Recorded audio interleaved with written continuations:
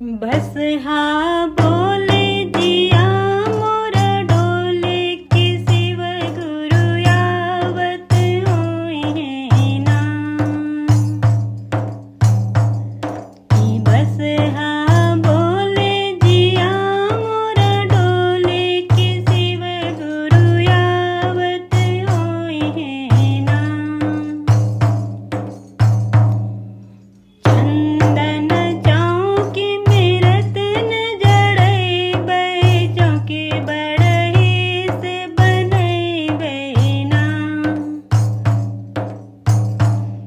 कि गुरु के आसनी हो लगैबै आशीर्वाद मंगबन ना।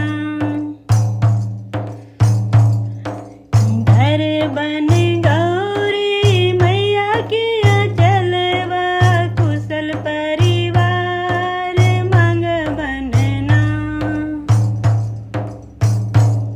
कि बस हाँ बोले जिया मोरा डोले कि शिव गुरु आवत होई है ना।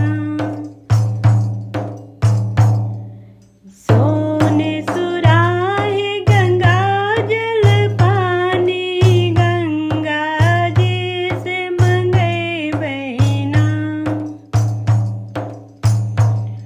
कि गुरु के चरण हो दुलैबै आशीर्वाद मंगबन ना।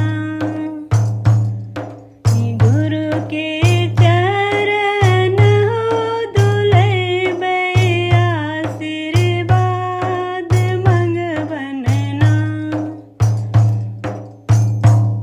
कि धर बन गौरी मैया के जलवा हम सुहाग मंगबन ना।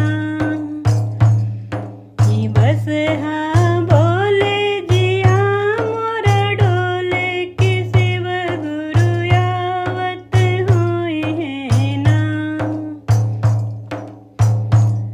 कि बस हाँ बोले जिया मोरा डोले कि शिव गुरु आवत होई है ना।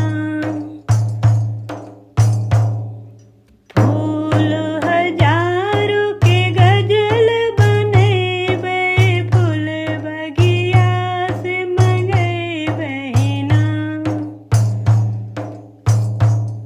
कि गुरु के गजल हो पिनैबन आशीर्वाद मंगबन ना।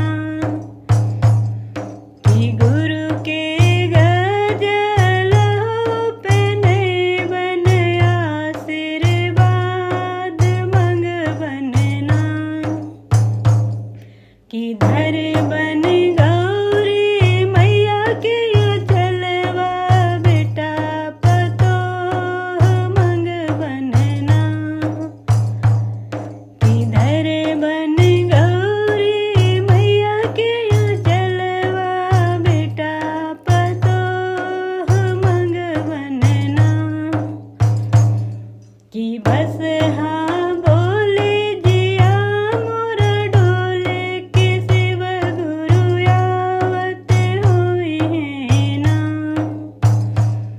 कि बस हाँ बोले जिया मोरा डोले कि शिव गुरु आवत होई है ना। कि सोने के थाल में भोग लगैबै फल बगिया से मंगैबै ना। कि सोने के थाल में भोग लगैबै फल बगिया से मंगैबै ना। कि गुरु